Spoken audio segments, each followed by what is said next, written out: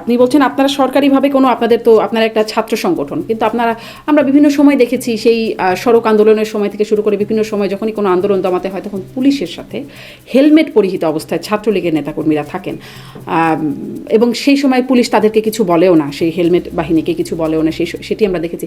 মানে আপনারা তো সরকারের আইন শৃঙ্খলা বাহিনীর সাথে আপনাদের খুব সুসম্পর্কে ছিল। মানে আপনি যেভাবে ব্যাখ্যা করছেন, এত অসহায় এত নির্যাতিত হয়ে গেলেন, আপনার দল ক্ষমতায় আছে, আপনাদের প্রশাসন আপনাদের নিয়ন্ত্রণাধীন, এত অসহায় হয়ে গেলেন, এই বিষয়টা কি মানুষ আসলে খুব নিচ্ছে? এই ঘটনাগুলো ঘটেছে, এটা 14, 15, 16 তারিখে বাংলাদেশের শিক্ষা প্রতিষ্ঠানগুলো শিক্ষার্থী যারা রয়েছে তারা এই সম্পর্কে অবগত রয়েছে। আইন শৃঙ্খলা রক্ষাকারী বাহিনী তার হলের অভ্যন্তরে তাদের কর্মকাণ্ড তারা যদি এতটাই অবগত থাকলো, তাহলে সবাই আসলে রাস্তায় আমরা কাদের দেখলাম? এত যে মানুষ বিক্ষুব্ধ হয়ে গেল, কারফিউ ভেঙে সব চলে গেল, এই মানুষগুলো কাদেরকে আমরা দেখলাম? সব কি মৌলবাদী শক্তি? এত ছিল মৌলবাদী শক্তি যারা রাস্তায় নেমে আসলো? আপনাদের ব্যাখ্যা কি, কারা আসলো রাস্তায়? আমরা স্পষ্ট হয়ে বলছি, সেটি মৌলবাদী অপশক্তি যারা রয়েছে তারা তো এটির সঙ্গে সম্পৃক্ত ছিলই, তারা এটির সঙ্গে ওতপ্রোতভাবে জড়িত হয়েছে, ম্যাটিকুলাসলি ডিজাইনের সঙ্গে তারা অংশ হিসেবেই তারা কাজ করেছে, বিভিন্ন প্রতিক্রিয়াশীল চক্র তারা জড়িত হয়েছে, এটি তো আমরা বলছি। একই সঙ্গে এটিকে রাজনৈতিকভাবে ব্যবহার যারা করেছে, সেই তাদের শিক্ষার্থীদের শান্তিপূর্ণ আন্দোলনকে অশান্ত করার জন্য বিভিন্ন রাজনৈতিক দল তো এটির সঙ্গে পরবর্তীতে সম্পৃক্ত হয়েছে, যারা আজকে ছড়ি ঘোরানোর চেষ্টা করছে। তো সার্বিকভাবে যেটিকে রাজপথে যারা নেমে এসেছে, সাধারণ মানুষের অংশগ্রহণের চেয়ে সবচেয়ে বড় বিষয় হচ্ছে যে সাধারণ মানুষ কিংবা সাধারণ শিক্ষার্থীদেরকে যারা ব্যবহার করছে, তাদের যে বিভিন্ন প্রশিক্ষিত ক্যাডার রয়েছে, কর্মী বাহিনী রয়েছে, তাদের উপস্থিতি কিন্তু এই পরিবেশ পরিস্থিতি তৈরি করেছে। এবং যখন তারা আইন শৃঙ্খলা রক্ষাকারী বাহিনীর মুখোমুখি হয়েছে, তারা যখন সহিংসতামূলক পরিবেশ পরিস্থিতি তৈরি করেছে, এবং সেটির প্রেক্ষিতে পরবর্তীতে যখন কারফিউ প্রদান করা হলো, পরবর্তীতে আবার 29 জুলাই বা 30 জুলাইতে যখন দ্বিতীয় দফায় একটি সমাধান, চূড়ান্ত সমাধান কিংবা আনুষঙ্গিক সমস্ত প্রক্রিয়া অবলম্বন করার পরেও যখন এটিকে যখন মানুষের মৃত্যু আপনি নিশ্চিত করছেন সুনিপুণ ভাবে, যখন আপনি কৌশলের আশ্রয় গ্রহণ করে লাশের উপর ভর করে মানুষের আবেগকে ব্যবহার করার চেষ্টা করছেন, মানুষকে বিভ্রান্ত করার ক্যাপাসিটি যখন আপনার হাতে থাকছে, রিমোট কন্ট্রোলটি যখন আপনার হাতে থাকছে, তখন সেটিকে আপনি সরকার রিমোট কন্ট্রোলটা আপনাদের হাত থেকে, রিমোট কন্ট্রোলটা তো পুরোপুরি আপনাদের হাতে ছিল। সেখান থেকে আসলে রিমোট কন্ট্রোল অন্যদের হাতে চলে গেল কেন? নাকি আসলে এই বিষয়টি আপনারা না বললেও বিষয়টি এরকমই যে এতটাই মানুষ বিরক্ত বা এতটাই মানুষের নাভিশ্বাস উঠে গিয়েছিল যে সাধারণ মানুষকে তারা ব্যবহার করতে পেরেছে? আপনি বলছেন তারা ব্যবহার করেছে, আমি ওই জন্য বললাম সাধারণ মানুষকে তারা কেন ব্যবহৃত হলো সাধারণ মানুষ? দেখুন, একটি রাজনৈতিক দলের যতজন কর্মী থাকে, বাংলাদেশের রাজনৈতিক দলগুলো, বাংলাদেশের সকল ধরনের রাজনৈতিক দলগুলোর যে বিশাল সাংগঠনিক কাঠামো রয়েছে, এবং সেটির সঙ্গে যদি আপনি এক ধরনের অনাকাঙ্ক্ষিত অপ্রীতিকর ঘটনা ঘটান এবং দুটো যদি যোগসাজশ ঘটান, তো স্বাভাবিকভাবে এটির সঙ্গে এই যে আজকে জনগণের সম্পৃক্ততা বা আনুষঙ্গিক অন্যান্য বিষয় সম্পর্কে একতরফা ব্যাখ্যা দেওয়া হয়, সেটি সঠিক নয় বলে আমি মনে করি।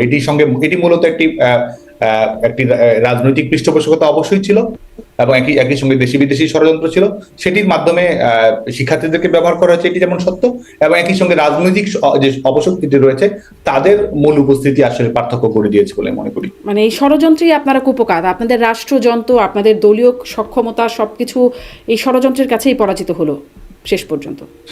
রাজনৈতিক ঘটনা প্রবাহে অবশ্যই আপনার বিভিন্ন ধরনের ঘটনা ঘটে, এবং অবশ্যই সহিংসতার বিষয়টিকে এড়ানো বা একটি সরকারের প্রায়োরিটি কি থাকে, একটি সংগঠনের প্রায়োরিটি কি থাকে, সেটা কিন্তু বিবেচ্য একটি বিষয় বলে আমরা মনে করি। এবং রাজনৈতিক ইতিহাস তো আর এই 3 মাসের ক্যালেন্ডারে সীমাবদ্ধ থাকবে না, অবশ্যই এটির সঙ্গে সঙ্গে আরো বেশি উন্মোচিত হবে, এবং বাংলাদেশের মানুষের যে গণতন্ত্রের প্রতি যা আবেগ রয়েছে, গণতান্ত্রিক ধারাবাহিকতার প্রতি বাংলাদেশের মানুষের যে আস্থা রয়েছে, সাংবিধানিক ম্যান্ডেট, জনগণের ম্যান্ডেটের প্রতি বাংলাদেশের মানুষের যে আস্থা রয়েছে, সেটি বাংলাদেশের মানুষ পুনঃস্থাপন করবে বলে মনে করি। আপনারা দেশে ফিরবেন কি করে?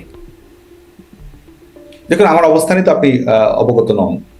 আচ্ছা, আপনি না হয় অবস্থান জানি না আমরা, কিন্তু আমরা অনেকের অবস্থানই জানি। আপনাদের অনেকেই যে দেশে নাই সেই বিষয়টা আমরা নিশ্চিত, এবং কে কোথায় আছে তাদের অবস্থানও অনেকটাই আমরা নিশ্চিত। আপনারা এই যে, এবং আপনাদের যে মানে দলের নেত্রী, সভানেত্রী, সাবেক প্রধানমন্ত্রী শেখ হাসিনা, তিনিও পালিয়ে চলে গেলেন ভারতে। দেশে ফেরার আপনাদের মানে কৌশলটা কি বা পরিকল্পনাটা কেমন? যদি বলি সামনে নির্বাচনে অংশগ্রহণের জন্যই বা কিভাবে ফিরবেন? দেখুন, এটি তো মূল রাজনৈতিক দলের প্রশ্ন।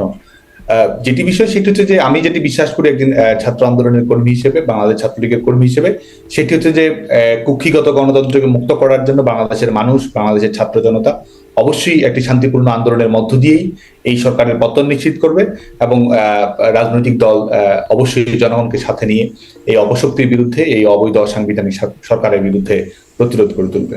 সাদ্দাম, আমরা দেখছি যে আপনারা ট্রাম্প আসাতে আওয়ামী লীগের মধ্যে বেশ একটা খুশি বা সন্তুষ্টি, সেটি আসলে কেন? ট্রাম্পের উপরে কিসের ভরসা?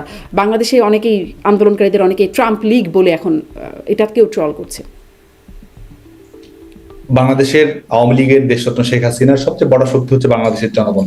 জনগণের ঐক্যবদ্ধ প্রতিরোধের মাধ্যমেই আমরা আমাদের কুক্ষিগত গণতন্ত্র হোক, আমাদের সাংবিধানিক কুক্ষিগত গণতন্ত্র থেকে মুক্ত করা হোক, সাংবিধানিক ধারাবাহিকতা হোক, জনগণের নির্বাচিত প্রতিনিধিত্বমূলক শাসন ব্যবস্থা, সেটিতে বাংলাদেশ প্রত্যাবর্তন করবে বলে আমরা দৃঢ়ভাবে বিশ্বাস করি। আন্তর্জাতিক রাজনীতির যে সমীকরণ, সেটি তো অবশ্যই আমরা মনে করি যে শেখ হাসিনার সরকারের যে সার্বিক গ্রহণযোগ্যতা, শেখ হাসিনা সরকারের আন্তর্জাতিক সূচকগুলো উত্তীর্ণ হওয়ার ক্ষেত্রে তার যে সাফল্য, সেটির প্রেক্ষিতে স্বাভাবিকভাবে বাংলাদেশ আওয়ামী লীগের সঙ্গে শেখ হাসিনার যে বৈশ্বিক নেতৃত্ব, সেটির প্রতি একটা আস্থার প্রতিফলন যে কোনোখানে ঘটবে বলে আমরা মনে করি।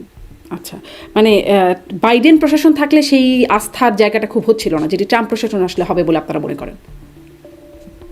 আমরা কিন্তু আবারও বলছি যে এটি প্রথম কথা হচ্ছে যে জনগণই সংগঠনের সবচেয়ে বড় শক্তি এবং জনগণই এখানে নেতৃত্ব প্রদান করবে। পারিপার্শ্বিক রাজনৈতিক অবস্থা যাই ঘটুক না কেন, এই গণতান্ত্রিক আন্দোলনের বিজয় সুনিশ্চিত এবং যারা অপশক্তি রয়েছে, যারা সাময়িকভাবে হয়তো মনে করছে তারা বিজয়ী হয়েছে, তারা আসলে বিজয়ী নয়, বরং গণতন্ত্রকে বিজয়ী করেই জনগণের শক্তিতে, অভ্যন্তরীণ শক্তিতেই আমাদের জনগণ ঘুরে দাঁড়াবে, সংগঠন ঘুরে দাঁড়াবে এবং অপশক্তিকে মোকাবেলা করবে। সাদ্দাম, আপনি খুবই দারুণ সুবক্তা। আপনি আপনার বক্তব্যের মধ্যে আসলে অনেক কিছুই আমি খুঁজে পাচ্ছি না, যে প্রশ্নটা করছিলাম সেই প্রশ্নটা কোথায় চলে যাচ্ছে। আপনাদের পরিকল্পনার কথাটা আমি জানতে চাচ্ছিলেন। আপনি বলছেন বিচারিক প্রক্রিয়ার কথা, সাংগঠনিকভাবে আপনাদের কেমন পরিকল্পনা সামনে?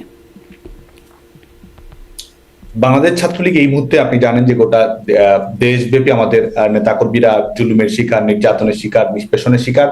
আমরা যখন কথা বলছি, আমরা আপনার সঙ্গে আলোচনাতেও আমরা গিয়েছি, আপনি বলছেন বাংলাদেশ ছাত্রলীগের বিভিন্ন কর্মকাণ্ড নিয়ে আপনার সঙ্গে আলাপ আলোচনা হয়েছে। ঠিক এই মুহূর্তে বাংলাদেশে আলোচনা হয়েছে, হ্যাঁ, সেটি আপনি আপনার ব্যাখ্যা দিয়েছেন, আমরা আমাদের ব্যাখ্যা দিয়েছি।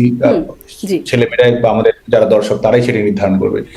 এবং এই মুহূর্তে বাংলাদেশে কিন্তু কয়েক লক্ষ শিক্ষার্থী রয়েছে যারা তাদের পরীক্ষা কার্যক্রমে, শিক্ষা কার্যক্রমে অংশগ্রহণ করতে পারছে না, শুধুমাত্র একটি নির্দিষ্ট দলের কর্মী হওয়ার কারণে, সমর্থক হওয়ার কারণে, কিংবা দূরতম ভাবে সম্পৃক্ত সেটি হওয়ার কারণেই কিন্তু আজকে অনেকে স্বাভাবিক শিক্ষা কার্যক্রম পরিচালনা করতে পারছে না। বাংলাদেশের মেডিকেল কলেজগুলোতে শুধুমাত্র ছাত্রলীগের কর্মী হওয়ার কারণে কিংবা শুধুমাত্র নির্দিষ্ট মত প্রকাশ কারণে আজকে হয়তো তারা 4-5 বছর 6 বছর লেখাপড়া শেষ করেছে, সেখান থেকে তাদের সার্টিফিকেট বাতিল করা হচ্ছে, তাদেরকে 5 বছর 10 বছর বিভিন্ন মেয়াদে তারা শাস্তি প্রদান করা হচ্ছে। পরীক্ষা কেন্দ্রে কেউ যদি কখনো যায়ও, সেই পরীক্ষা কেন্দ্র থেকে তুলে নিয়ে তাদের কিন্তু আইন শৃঙ্খলা রক্ষাকারী বাহিনীর হাতে তুলে দেওয়া হচ্ছে। কারোর বিরুদ্ধে যদি মামলা নাও থেকে থাকে, অজ্ঞাতনামা মামলা তাদেরকে অন্তর্ভুক্ত করা হচ্ছে। এবং গোটা বাংলাদেশে ছাত্রলীগের, বিশেষ করে আপনি জানেন যে গোটা বাংলাদেশের সমস্ত আওয়ামী লীগের নেতাকর্মী, ছাত্রলীগের নেতাকর্মী, সহযোগী সংগঠনের নেতাকর্মী সবারই বাড়িঘর পুড়িয়ে দেওয়া হয়েছে, জ্বালিয়ে দেওয়া হয়েছে, পরিবার হত্যাযজ্ঞের শিকার হয়েছে। এটি হচ্ছে গোটা বাংলাদেশের প্রেক্ষাপট।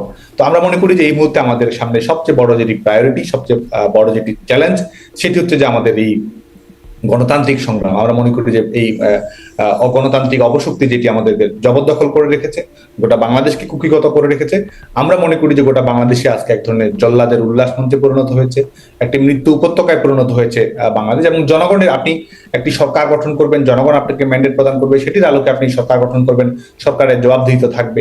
এটি একটি প্রক্রিয়া, এটির মাধ্যমে আপনি জনগণকে ধর্তব্যের মধ্যে আনছেন কি আনছেন না সেটি প্রমাণিত হয়। তো সার্বিকভাবে আমাদের বর্তমান যে সংকটটি রয়েছে, এটি গণতন্ত্রের সংকট এবং বাংলাদেশ ছাত্রলীগের আগামী দিনে সমস্ত কর্মপ্রয়াস হচ্ছে যে এই গণতন্ত্র পুনরুদ্ধার, নির্বাচিত প্রতিনিধিদের কাছে ক্ষমতা হস্তান্তর করতে হবে, এই লক্ষ্যে সংগ্রাম করাই বাংলাদেশ ছাত্রলীগের আপনি প্রয়াসের কথা বলছেন, গণতন্ত্র পুনরুদ্ধার, গণতন্ত্রের পথে ফেরা। প্রকাশ্য রাজনীতিতে আপনি ফিরতে গেলে আপনার কি মনে হয় ইরাকের সাদ্দাম হোসেনের মতো কোনো পরিণতি, বর্তমান যে প্রেক্ষাপটের কথা আপনি উল্লেখ করছিলেন, সেরকম কোনো আশঙ্কা কি আপনি নিজে মনে কখনো করেন? মানে বাংলাদেশের সাদ্দাম হোসেন, আমরা এই সরকারের যে নিষেধাজ্ঞা, যারা সংবিধান গ্রহণ নিজেরাই মানে না, তারা যখন আইনের দোহাই দেয়, সেটি আমাদের কাছে হাস্যকর মনে হয়। তারা যারা বাংলাদেশে প্রতিক্রিয়াশীল উগ্রবাদী সংগঠনগুলো তারা তাদের নিষেধাজ্ঞার আওতায় বাইরে নিয়ে এসেছে, এবং বাংলাদেশের স্বাধীনতা আন্দোলন, ভাষা আন্দোলন, গণতান্ত্রিক আন্দোলন, শুধু তাই নয়, বাংলাদেশের ছাত্র সমাজের বৃহত্তম অংশের প্রতিনিধিত্বকারী ছাত্র সংগঠন বাংলাদেশ ছাত্রলীগকে যখন তারা নিষেধাজ্ঞার আওতায় নিয়ে আসে, বাংলাদেশ ছাত্রলীগের পক্ষ থেকে কিন্তু আমরা সুস্পষ্ট হয়ে বলেছি যে এটির কোনো গ্রাহ্যতা আমরা করি না, এটির কোনো আইনগত, নৈতিক, কোনো যৌক্তিক ভিত্তি আমাদের কাছে নেই। এই কারণে অপ্রকাশ্য কার্যক্রম বলে বাংলাদেশের কোনো কিছু নেই, আমরা প্রকাশ্যেই সবকিছু করব। আমরা বাংলাদেশ এই অবৈধ সরকারের এই নিষেধাজ্ঞাকে আমরা থোড়াই কেয়ার করি, এবং বাংলাদেশ ছাত্রলীগ আগামী দিনে সুসংগঠিত হয়ে পরিবর্তিত থোড়াই কেয়ার করেও তো আসলে দাঁড়াতে পারছেন না আপনারা, এইটা তো বাস্তবতা। মানে থোড়াই কেয়ার না করেই বা কি হচ্ছে, কেয়ার তো করতেই হচ্ছে। বাংলাদেশ ছাত্রলীগ অবশ্যই কর্মসূচি পালন করছে, আজকেও মিছিল হয়েছে, এই 10 নভেম্বরও বাংলাদেশ ছাত্রলীগ কর্মীরা সমবেত হয়েছে, তারা জুলুমের শিকার হয়েছে, নির্যাতনের শিকার হয়েছে, বিভিন্ন ধরনের যে পরিপ্রেক্ষিত ইতিমধ্যে আমরা বর্ণনা করেছি, এ ধরনের ঘটনাগুলো শিকার হয়েছে, কিন্তু তারপরেও বাংলাদেশ ছাত্রলীগ রুখে দাঁড়িয়েছে এবং একটি রাজনৈতিক দলের কর্মকাণ্ড ধাপে ধাপে উত্তীর্ণ হয়। বাংলাদেশ ছাত্রলীগ অবশ্যই তাদের কাঙ্ক্ষিত লক্ষ্যে সফল হবে। অনেক ধন্যবাদ সাদ্দাম হোসেন। আপনি অনেকগুলো অভিযোগ করছিলেন বর্তমান সরকারের বিরুদ্ধে, সেই অভিযোগগুলো নিয়ে হয়তো সরকারের যারা আছেন তাদের সাথে যখন কথা বলার সুযোগ হয় সেইগুলো নিয়ে কথা বলবো। এরকম ভুরি ভুরি অভিযোগ আওয়ামী লীগ সরকারের বলে আপনি নিশ্চয়ই শুনেছেন আছে, সংবিধান আইনের ব্যত্যয় ঘটানো, সেই বিষয়গুলো নিয়ে আপনারা আসলে কখনো মানে আমি সেটাও একটু আগে জিজ্ঞাসা করছিলাম, আপনারা কখনো অনুতপ্ত কিনা? আপনারা কি মানে দেশবাসীর কাছে কোথাও কোনো জায়গায় ভুল হয়েছে ক্ষমা চাইছেন, এরকম কোনো জায়গায় গিয়ে পৌঁছাবেন কিনা? দেখুন, একটি রাজনৈতিক দলের কর্মকাণ্ড তো একটি বৃহত্তর দৃষ্টিকোণের বিষয়। তো সংগঠনগুলো সবসময় একটা ধরনের প্রচেষ্টা থাকে গণমুখী থাকার, কিংবা সময়ের সঙ্গে আপ টু ডেট থাকার, কিংবা কোনো বিষয়ে থাকলে সংশোধনমূলক প্রক্রিয়া গ্রহণ করার। এটি তো একটি সংগঠনের জন্য একটি ধারাবাহিক প্রক্রিয়া। আর এই সরকার উৎখাতকে কেন্দ্র করে সার্বিক বিষয় আপনি যেটি বলছেন, সেটি তো আপনার নিজস্ব মতামত থাকবেই, সংগঠনের নিজস্ব মতামত রয়েছে, আমাদের নিজস্ব অবজারভেশন রয়েছে। সেই লক্ষ্যেই তো বাংলাদেশ ছাত্রলীগ এই বিষয়টিকে সার্বিকভাবে দেখবে। আর বাংলাদেশ ছাত্রলীগের পক্ষ থেকে যদি আমরা বলি, সেক্ষেত্রে যে আমরা বাংলাদেশের ছাত্র সমাজকে অভিনন্দন জানাই, শিক্ষার্থীদেরকে অভিনন্দন জানাই, শিক্ষার্থীদের প্রতিবাদের যে স্পিরিট রয়েছে, তাদের যে দৃঢ়তা রয়েছে, যে কোনো অন্যায় অবিচারের বিরুদ্ধে রুখে দেওয়ার যে প্রচেষ্টা তাদের রয়েছে, তাদেরকে আমরা সালাম জানাই। এবং শিক্ষার্থীদের কাছ থেকে শেখার ক্ষেত্রে বাংলাদেশ ছাত্রলীগ কোনো কার্পণ্য নেই। শিক্ষার্থীদের কাছ থেকে শিক্ষার্থীদের কোনো আমাদের কোনো বিষয়কে কেন্দ্র করে শিক্ষার্থীদের অভিমান, অভিযোগ, সেটির আলোকে বাংলাদেশ ছাত্রলীগ সবসময় তাদের কর্মকাণ্ডে এক ধরনের পরিশুদ্ধি, এক ধরনের আরো ইতিবাচক বাতাবরণ নিয়ে আসার জন্য ছাত্রলীগের প্রচেষ্টা সবসময় অব্যাহত থাকবে। আমরা যেটি নিয়ে সচেতন, সেটি হচ্ছে যারা সহিংসতা পরিচালনা করেছে, যারা শিক্ষার্থীদেরকে ব্যবহার করেছে, যারা শিক্ষার্থীদের লাশ ফেলেছে, আমরা দৃঢ়ভাবে বিশ্বাস করি যারা এই ফৌজদারি অপরাধগুলোর সঙ্গে যারা সম্পৃক্ত, এবং যারা পলিটিক্যাল গ্রুপ হিসেবে আওয়ামী লীগ নেতাকর্মীদের উপর, ছাত্রলীগের নেতাকর্মীদের উপর যারা হত্যাযজ্ঞ পরিচালনা করেছে, আইন শৃঙ্খলা রক্ষাকারী বাহিনীর সদস্যদের উপর আক্রমণ করেছে, আমাদের সাম্প্রদায়িক যে সম্প্রীতির পরিবেশ ছিল সেটিকে যারা বিনষ্ট করার চেষ্টা করেছে, এবং শিক্ষার্থীরা তো কোটা সংস্কার চেয়েছে। শিক্ষার্থীদের এই এক ধরনের, শিক্ষার্থীরা সবসময় গণতান্ত্রিক সরকারের উপরই বাংলাদেশের ছাত্র সমাজ বিশ্বাস রেখেছে। শিক্ষার্থীদের ঘাড়ে বন্দুক রেখে আজকে যারা অগণতান্ত্রিক সরকার চাপিয়ে দিয়েছে, তাদের বিরুদ্ধে বাংলাদেশ ছাত্রলীগের যে সংগ্রাম সেটি অব্যাহত থাকবে। কিন্তু সাধারণ শিক্ষার্থী যারা রয়েছে, আমরা সুস্পষ্টভাবে বলছি, যারা আন্দোলনে অংশগ্রহণ করেছে, বাংলাদেশ ছাত্রলীগের পক্ষ থেকে তাদেরকে আমরা অভিনন্দন জানাই, সালাম জানাই, এবং আমরা মনে করি যে আমাদের গণতন্ত্র পুনরুদ্ধারের সংগ্রামে এই শিক্ষার্থীরাই সামনে থেকে নেতৃত্ব। অনেক ধন্যবাদ সাদ্দাম হোসেন, আপনি আপনার